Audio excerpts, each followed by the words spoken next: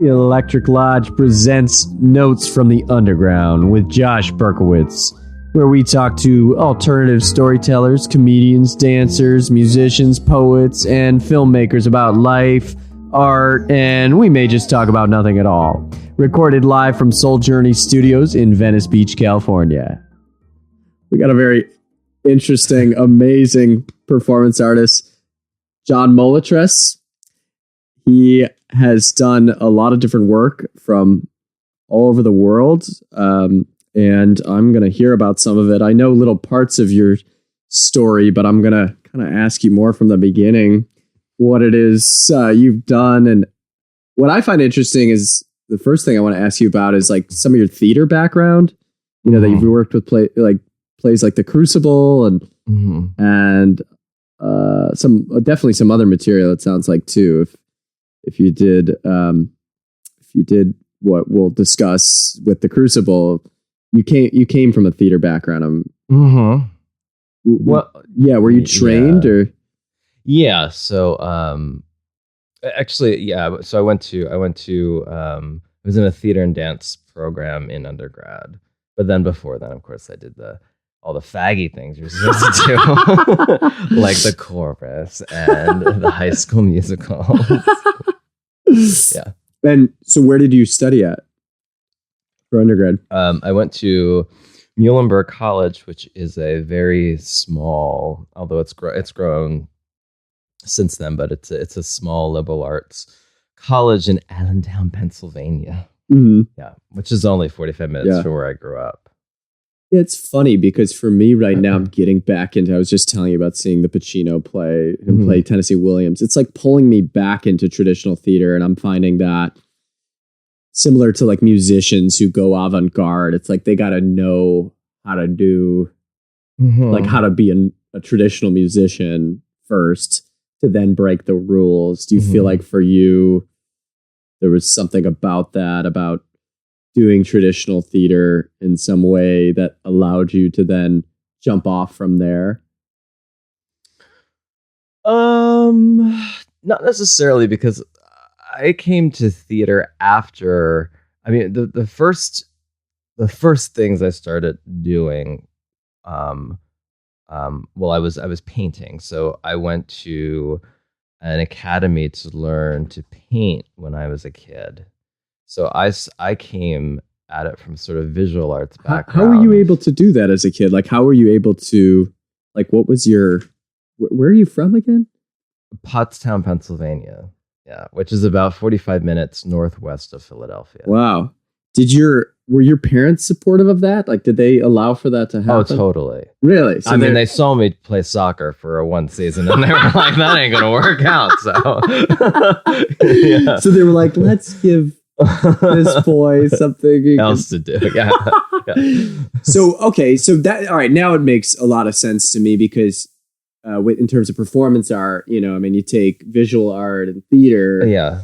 And, you know, somewhere on that spectrum is performance art. And I'm always still trying to find out the definition of performance art, but yeah, sure. What's that? Yeah, sure. There is none. Yeah, right. So, okay. So you were doing visual art as a very young kid, and then you got into theater. What were some of do you like theater based on playwrights? I mean, do you like Arthur Miller? Like what drew you to do something with The Crucible, let's say? Well, sure. I mean, I love a good, chilling, meaty story. So, right. Whether it's working on something that's sort of part of that, the canon or sort of theater language, like Arthur Miller or Tennessee Williams, or Thornton Wilder. I mean, I love going at it that way, but I've also done a lot of experimental things and worked with playwrights where we sort of created together, where it wasn't a pre-existing text. And then I've worked on things that were more movement-based, or where the text was found or pulled from somewhere, and it necessarily wasn't meant to be performed. Right. Yeah. I noticed recently you're doing an event, I think next Sunday, with the Tibetan Book of the Dead. So it sounds like, just from what I know about you, I'm just getting to know you recently, but text. There's a certain element of text that sometimes is Yeah. important to you to give it some structure.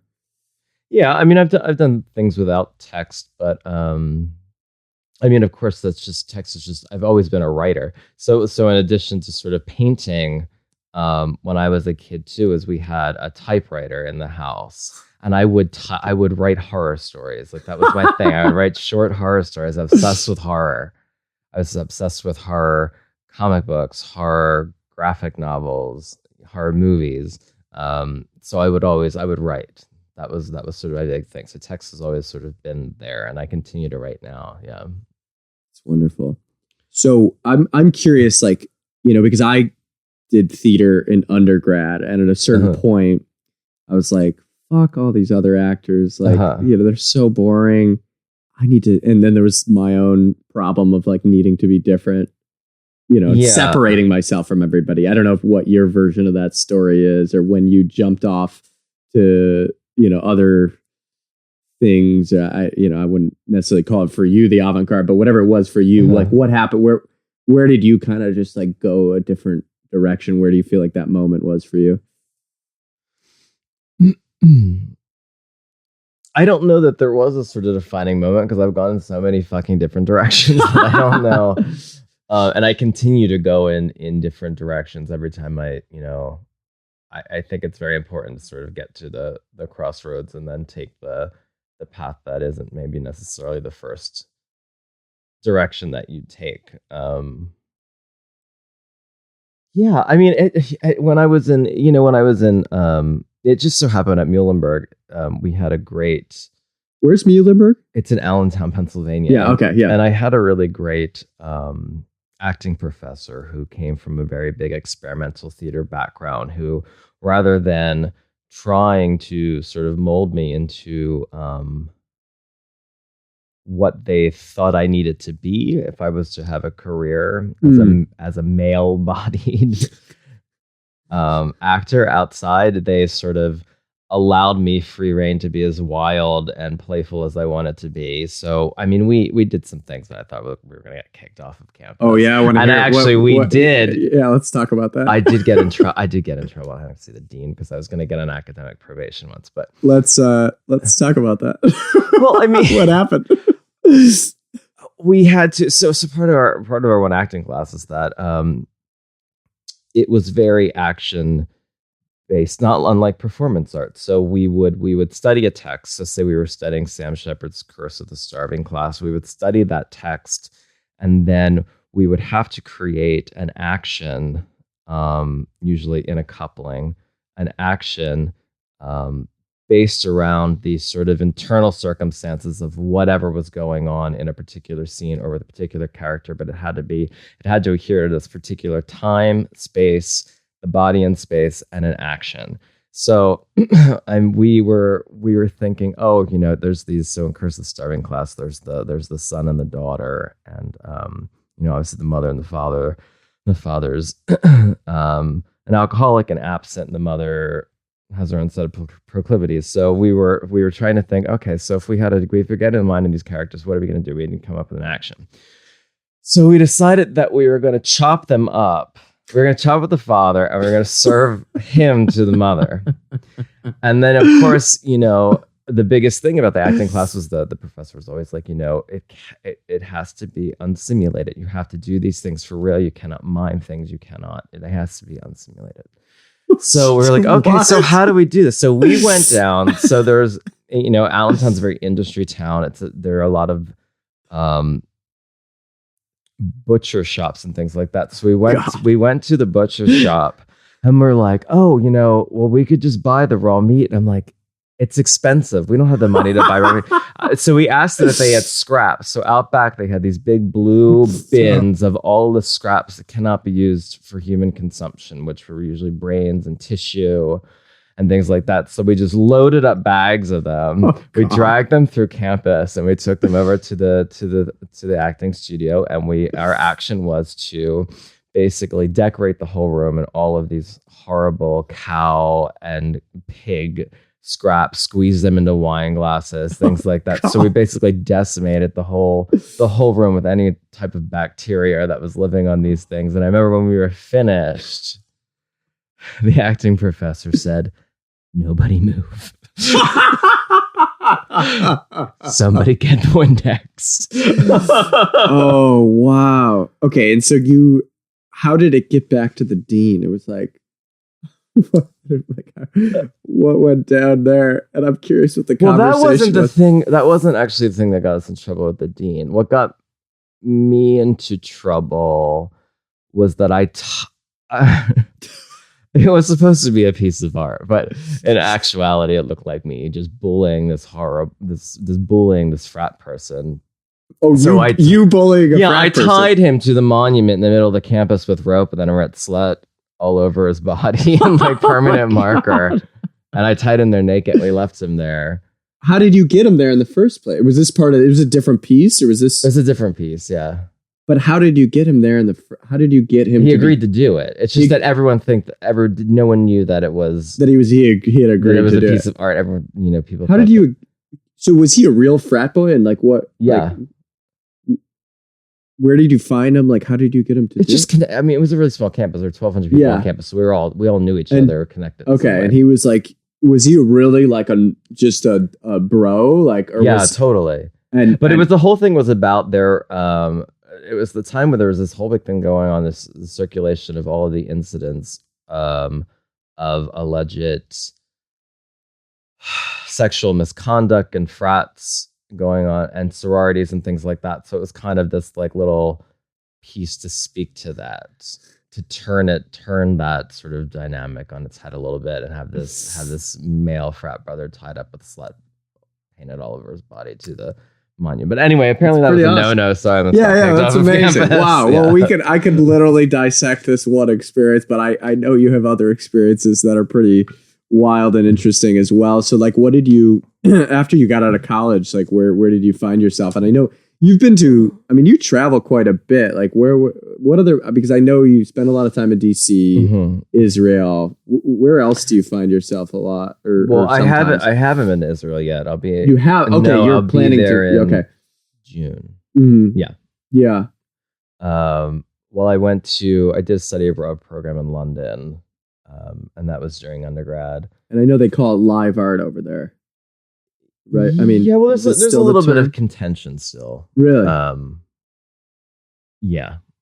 I think there's definitely. I think there's a sort of tension between the use of performance or live art in terminology. You probably saw some pretty amazing stuff there, I'm guessing.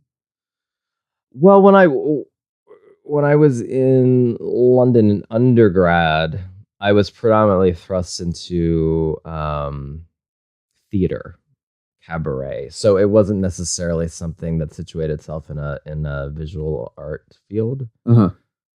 Or opera, yeah. Yeah, wow. Okay, and then did you spend some time there after you finished undergrad, or? So I've been back on a few occasions because I've performed in the UK. Yeah. And how do you find? I mean, this is still a phenomenon to me. I mean, I'm lucky enough to have a home base, here, and that's great. And I love that. I want to keep doing that. But I'm always amazed by people who are able to travel. I mean, how do you find yourself being pulled back to these places? Just people do you submit for a lot of things? Yeah. Well, usually I've had some introduction that's been made by someone else. Mm-hmm. I reach out to people myself, people that I meet that connect me with someone else. I mean, it's really just all like a sort of networking thing. Because it's a smaller field than you think. No matter if it's if you think about internationally, it's still you can look at a map and connect the dots to how people are working with one another. Right. Yeah, and then when I go over there, I try to try to tie a few gigs together just to sort of just so I can sort of meet some more people while I'm there. Yeah. So I want to kind of work backwards for a second. So we met through just, through Holly in a way, but I think I had heard about the piece you were doing at Highways before we met. And I didn't know it was you. And then we kind of tied it back together and you told me about that piece. And that was pretty wild. I remember the first time we met and talked and you told me and you described what was going on during that piece. I was like speechless. And it was exciting to hear that somebody was doing something pretty gutsy or literally ballsy at Highways. I guess I'm curious. I want to talk about that piece, but I want to also talk about other pieces that are that interactive. And you were working on a chat room. Where did that idea come from? And maybe just a few details of what that piece was, Yeah. So this, it was called Trigger Warnings. Yeah. Trigger warnings and various attempts. And it was a piece that, was to be performed on, Cam4, which is an amateur webcam, predominantly sex work forum online where anyone can sort of go on. And then there's a sort of monetary transactional exchange as in sex work. So you could buy tokens and request things from the people that are performing on the cams. And people, there's a variety of different things going on, what have you. But so I was kind of, so one of the things that sort of happened in the online sex work sphere was that rentboy.com, which was one of these websites where you can go on and rent a boy or a man, what have you. It was rated, right? Was rated, yeah. And I was thinking a lot about how hustlers have moved from the street into this sort of cybersphere. And then also thinking about the problems that might arise if that cybersphere to sort of close down. And just sort of think about what that would sort of mean in terms of where sex work would go. And then I was also having a dialogue about theater and performativity and thinking about the sort of theatrical elements, if there are any to be had, in doing this sort of very two-dimensional sex work on a webcam. So I got onto Cam4. I did the performance to Cam4 and chatted with different people. And while I was doing different actions on Cam4, I was also reading The Crucible. Oh, right. Okay. So yeah, you've used The Crucible for multiple. Yeah. I think I keep going back to it in a weird way.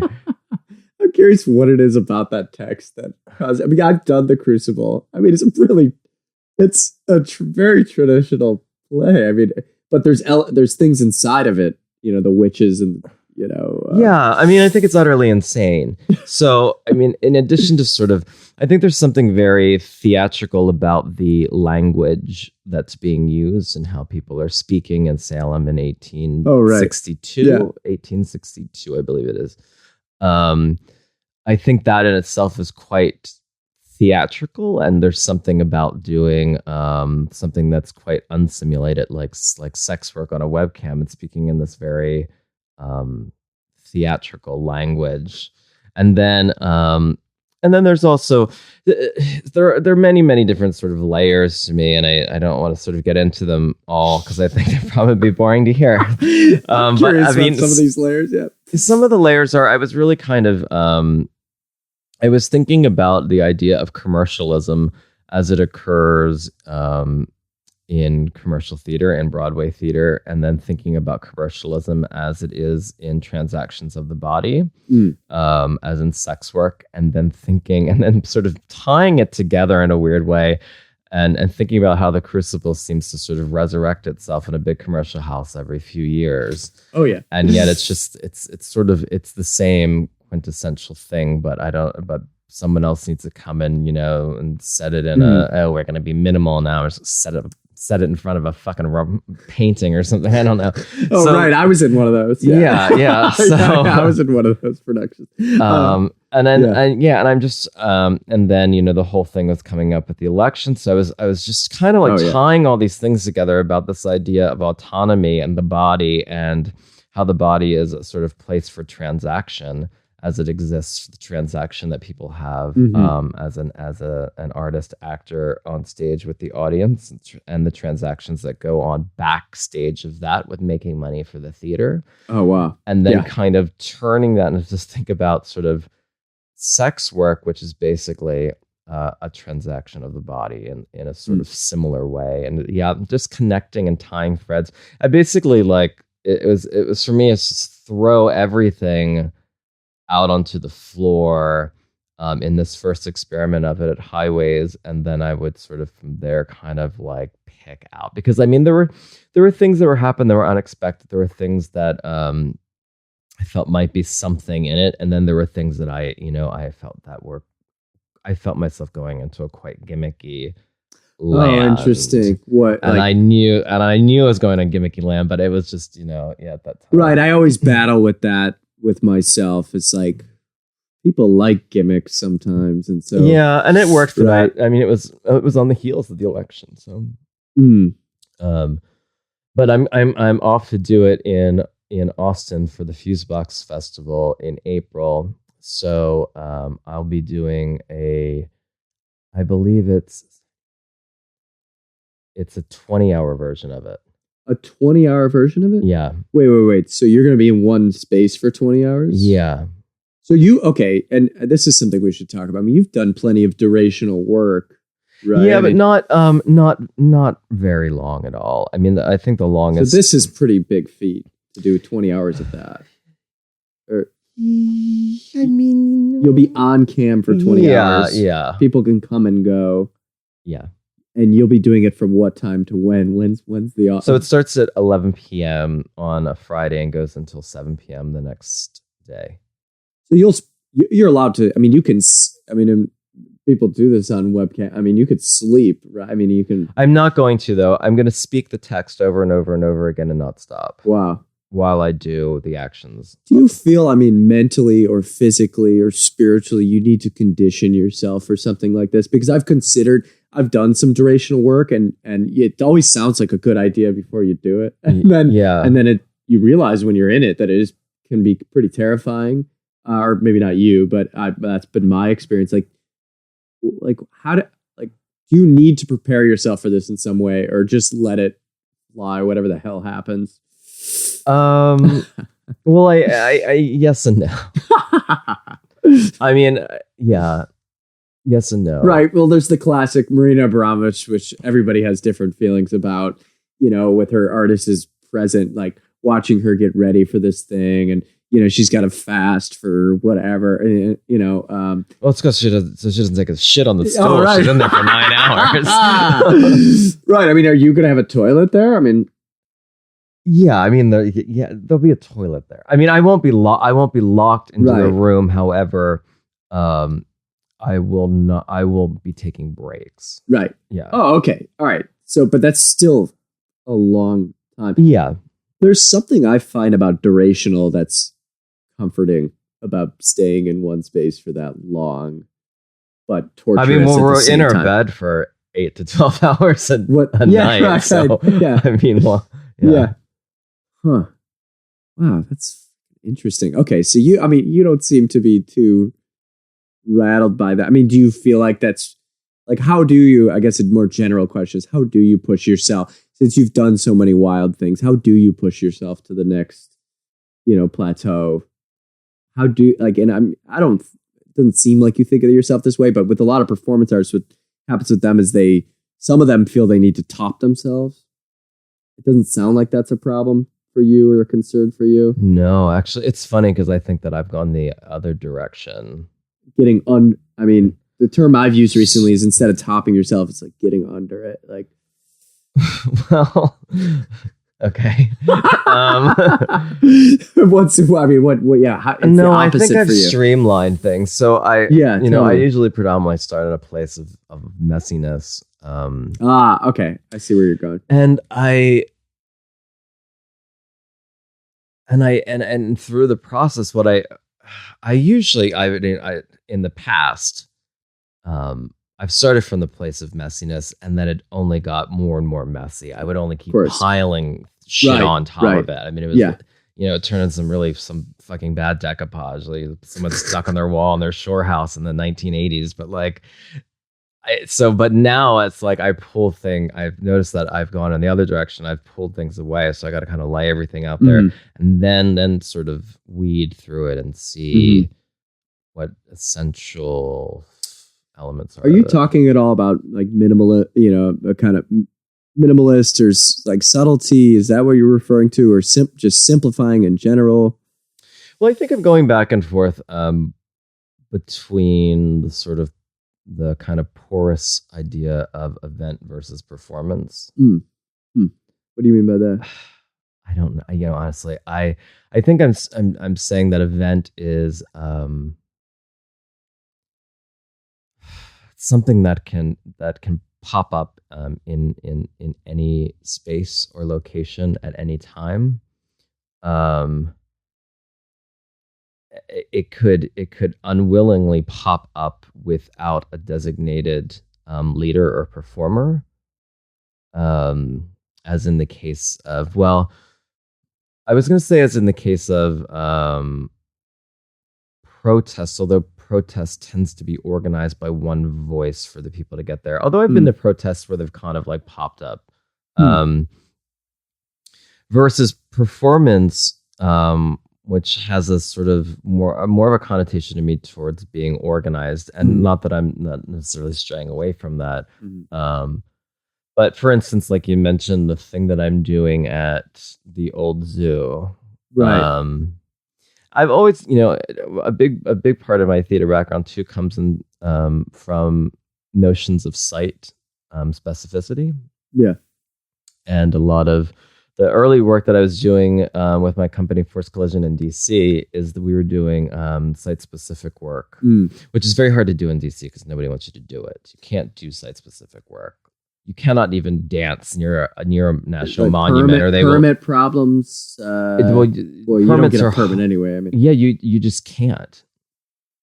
You cannot perform it in near national monuments. The permit sort of system is so difficult to jump through.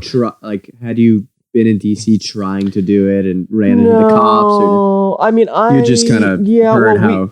We did do something where at the Martin Luther King Jr. monument, which was just a reading, I believe. It was a reading of something on a day, and it wasn't divisive at all. It was sort of a celebratory thing. But we were asked to leave at like about 5 words into it. And there were only about 5 of us holding a manuscript and reading it, and we were asked to leave. Oh, man. But we we lucked out because we did this big thing at the Washington Naval site. But it was a time of transition there, so they welcomed having a sort of big outdoor art piece. And 600 people came and lined up in this lawn and sort of see it, which is kind of great. But I forgot what was it talking about? Oh, so the old zoo thing just sort of came about because I was hiking there for the first time a couple of weeks ago, and I thought, oh, won't this be fabulous to just you were telling me about the old zoo. I don't even think you.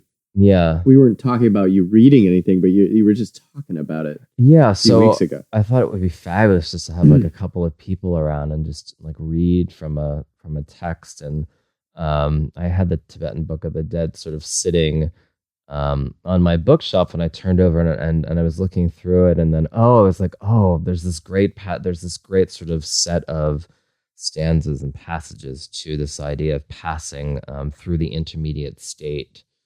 From living to death. And I thought, that would be perfect to sort of read there. Yeah, but I like this idea of having these sort of pop-up events or performances, if you will, and then even trying to sort of increase the challenge of how one gets to them. So maybe there you have to actually hike in a quarter mile to get to a site, or they become increasingly maybe more challenging and right. Yeah. How are you in terms of like? Are you somebody like some performers who need like a turnout for you to feel valid? Or like if it only just so happened that like 2 people were able to make it to the thing, like to the zoo where you were at to hike up, like, yeah, you'd feel great. I mean, I like it when people come. Yeah, me too. Right. I'm battling that right now. It's like, because I used to be more of like an anti-theater person where like, oh, if nobody shows up, that's better that way, and I mean, something like this, I mean, I feel like there might be an appeal because it's more challenging to get there. I mean, I know for us, it helps that we have parking, but this is the opposite where it's like, no, you got to work to show up. Maybe that separates the adults from the children in terms of an audience that you would want. I mean, I don't know. I'm going to try it for the first time on Sunday. But I'm really, I'm really excited too, because, I was going to do it 2 weeks ago and it got rained out. Right. I remember. Yeah. And I battled for a moment and I said, oh, well, if the whole idea is that there be a challenge about it. That'd be a real challenge. Yeah. But I will say is that there were mudslides happening. And I just thought, well, there's a difference between a challenge and a possible threatening situation. Yeah, it's interesting. But it was great because now a friend of mine, Clint Steinhauser, plays the court singing bowls, which will apparently also light up. So he's going to, the singing bowls are going to be played while I read these passages. Right. In this, I believe it was oh God, I couldn't find specific plans for what the houses, what type of animals they house, but I know there are these bird cages right outside of it that might have been for some like peacocks or something, and then there's this sort of just house, which I don't know I don't know what type of mammals were housed in it, but if they even were mammals, but I'm gonna do it in there. Yeah. I'm trying to figure something out about you. Are you would you describe yourself as a more cynical person or a more optimistic person, and how does spirituality play into your life and art? I know that's like a loaded question, but you can come at it from whatever angle. I mean, I think I'm optimistic. I'm just very impatient. Yeah, okay, maybe that's what it is. Because I pick up mixed signals from you in terms of your perspective on life and spirituality. And well, it changes. I mean, maybe that's. I had a very strict meditation practice for quite some time. And then over the past couple of years, it just sort of fell for whatever reason. And I really noticed it too, just in terms of my level of patience. But it's funny because now I'm back in sort of a daily meditative practice. I've already started feeling better. How long? I meditated today for 10 minutes. And I go in and out of it. I do Tai Chi sometimes, but how long do you meditate for? Do you do it like really posture wise, formal, or? No, I mean, I usually just sit. Usually in the apartment, but sometimes I'll do it outside. For instance, there's this big gorgeous tree in the top of the Elysian Park. Yeah. And I sat at the tree on the tree. Yeah. I meditated the other day, but it's maybe about 30 minutes sitting at a time. Wow, that's good. I've done hour, but not ever much longer than that in one sitting. I was just laughing at myself about you helped describe something. Now I have a better sense of it. Yeah, you are an optimistic person, but what are you impatient about? Like what makes you impatient? Well, I think I've just noticed that I've been more patient since I moved to Los Angeles because it takes so fucking long to get around town here, driving wise. Yeah. That it's just like, I had to run a couple of errands and I've gotten 2 things done and it's 5 o'clock and I'm like, oh my God, I have so much shit to do, but now I'm tired and all I want to do is eat and watch. What brought you here? I may have asked you that before. A car. A car? You wanted a car? I drove a car. You drove a car? No, I mean, what caused you to want to come to LA? And do you think is the art scene here sufficient in any way to you? Or oh yeah, yeah, I think so too. Cool. Yeah. So we're 3:30. Yeah. That's great to hear. I just want to ask you one or two more questions. This is something I was asking a few weeks ago to a bunch of those artists you saw at the last High Voltage. And for some reason, it just brings up some interesting stuff. What's the most challenging thing for you in your art or your life?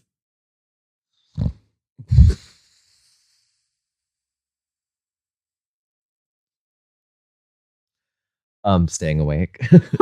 Yeah. You have a sleep problem? Sounds like. I tend to peter out earlier in the evening, and I'm not one of those people that works like well into the night. Although I probably could get stuff done I would get more stuff done if I were that type of person. Yeah. That doesn't sound so bad. Like everybody else I asked, they like bring up some childhood issue of like, oh, my dad, like I was a suicidal teenager.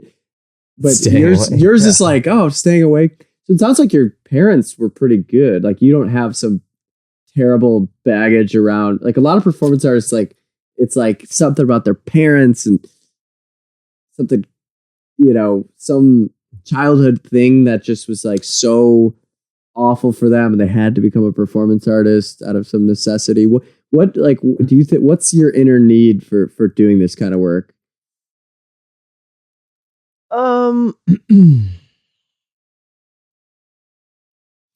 Well, I think that I have probably it's probably gotten better, but I've always felt I felt that my mind was very much separated from my body, and not in a sort of metaphysical way, in a very I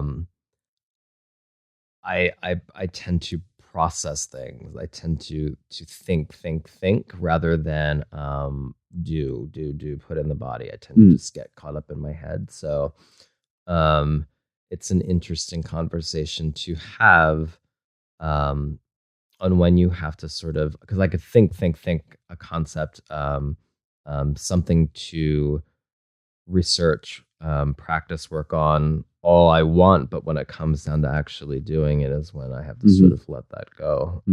So it's a great conversation that I'm to have, how to manage those two things. Yeah. Where do you see us going?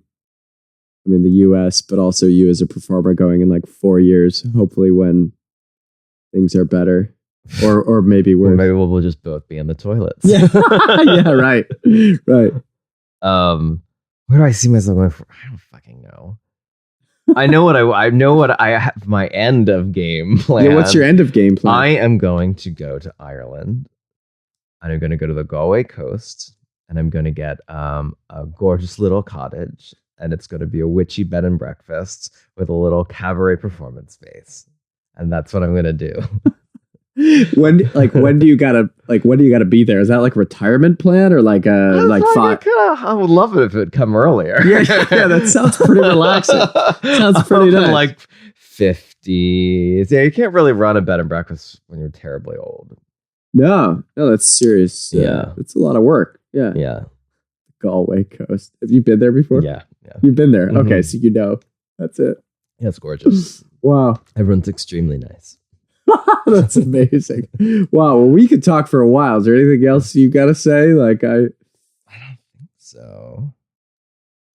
I feel like you were able to speak your piece. Sure. Yeah. You got it. I mean, like we could have gone through all that stuff in the middle between college and you doing. I want to ask you one more thing. Trigger warnings and other various attempts. What does that mean? Trigger warnings and various attempts. Yeah. Well, trigger warnings being the sort of divisive thing that lots of academic institutions I think are quite stifling.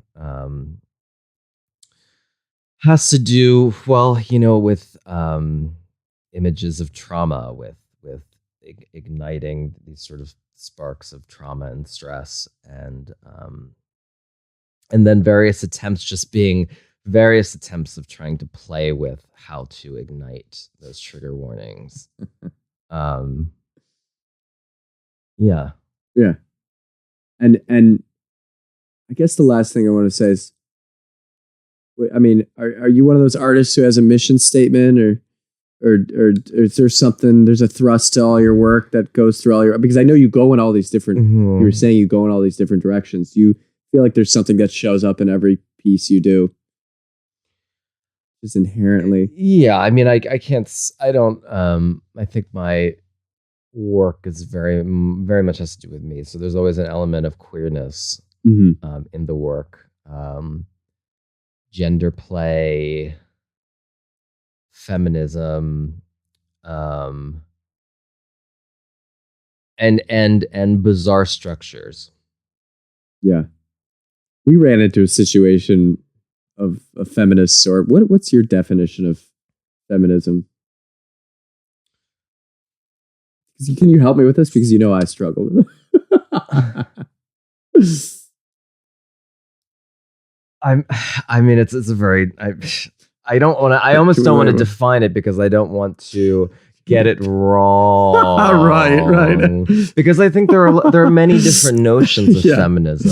Right. But I think that the quintessential impact of feminism is the idea of gender equality over sort of patriarchal hegemony. Yeah. That's wonderful. Or empowerment. Yeah. That's wonderful. And do you think we're doing well at the moment with that? Well, we could always do better. Yeah. Right. You feel like the push we've had right now is nice, though?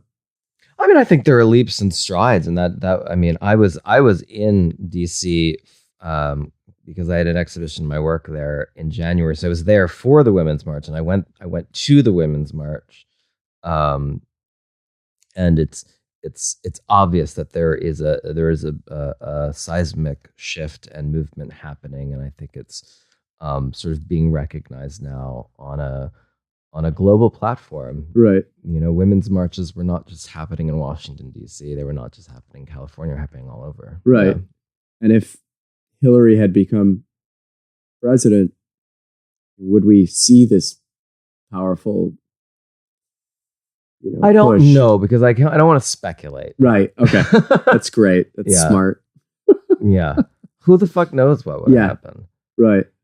I mean, and it's for as horrible as this administration is, it's horrific. It's also quite thrilling to sort of see the resistance and uprising, right? And sort of polite chaos that might occur, in opposition, right? Yeah. Everything just seems less petty right now. At least everything I'm. Well, I don't know. The leader of the free world is tweeting petty shit every hour of the day. But like, I feel less like everybody I'm around and this and that. I mean, I'm sure there's petty stuff every day I have to deal with, but the general uprising is not petty. I mean, there's something we're really fighting against. Yeah. Well, that's good. I think so. Well, I would hope so. Yeah, I think so. Yeah, I think so. Well, I always like talking to you, and I'm excited for Friday. And I didn't even go into what you're doing on Friday. Is that okay, or do we? Whatever you'd like. Are we allowed to talk about her? Sure. Oh, okay. So briefly, we have a little bit more time, so we get to. Who's somebody's Aunt Lorraine? Well, who knows? She's somebody's.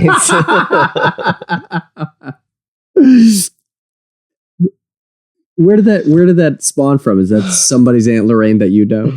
Well, she sort of came about out of a 5-hour storefront installation piece that I did, which was about a very vague prospect of what is home as a sort of open-ended question. Mm-hmm. And then just recently, and that was a year ago, just recently showed back up in this exhibition in DC. And she's sort of she's from Limerick, Pennsylvania, and she's a Philadelphia girl. She's Italian, and she is sort of a mashing, or maybe a sort of marrying together of many different of my Italian relatives from Pennsylvania, my Pennsylvania Italian relatives. Yeah. And also a lot of, she's actually a lot of just the town I grew up in, but with sort of through lines of my relatives. Yeah. Wonderful. I'm very curious to. She's a whole town. She's really she's the whole town. She's the whole. So she's not a person. She's a place. She's a whole town. Yeah. There's something so satisfying about her name being somebody, like her name being somebody's, like. Yeah, because I think I don't know. It makes me think about like when you'd hear like,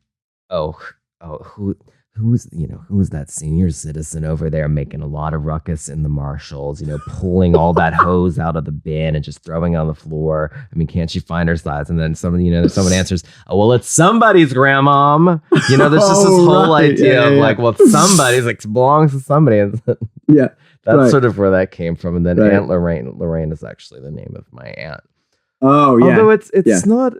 But she's not very much. It wouldn't have to be. It wouldn't have to be. No, right? she's on that side of the family. She could be located on that side of the family. She's not necessarily. She's a big aunt. Umbrella.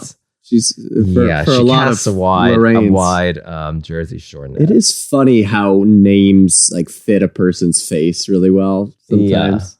Yeah. Like that. Oh, like that's that Lorraine. Oh, like there's that like Sean or Kevin is like a very masculine. Like all those Seans and Kevins who play hockey, like Well, there's also something about the Lorraine to be said in that Pennsylvania north of Philadelphia suburbs beat, where you have to kind of Lorraine, lore. Yeah.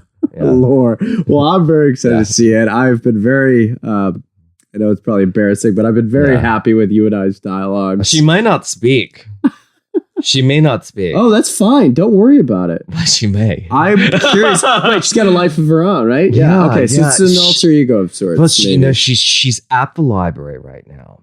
Yeah. And she's researching performance art. Yes. Because she's not quite sure what it is, but she's looking for a definition so she can prepare a little something for Friday night. Performance art is so great when it's referenced to itself, and the self-reference of performance art is, some people could call it pretentious, but I could see it. It's like a looping for me. It's everywhere is her home. Even though she gets a little lost in her own home sometimes, everywhere is her home, and she will treat it as such. That's amazing. Yeah. Wow. All right. Well, that's good. I was like, I knew there was more that I wanted to discuss with you, so I'm glad we pulled a little more out there. Well, I just wanted to say I think our dialogues have been very eye-opening to me and has expanded myself as a curator, performer, and so I'm really glad you're performing on Friday, and I'm glad you came up for this. Yay! Thanks. This is a really good first podcast. Jeremy, our amazing sound engineer, is probably like, who the hell's going on? What have I got myself into? This is great. This was so vanilla. Yeah. Awesome. Well, thanks so much. All right, that's the end of the first Electric Lodge podcast, and who knows what could happen. This has been Electric Lodge presents Notes from the Underground with Josh Berkowitz. We hope you enjoyed and tune in next time. Recorded live from Soul Journey Studios in Venice Beach, California.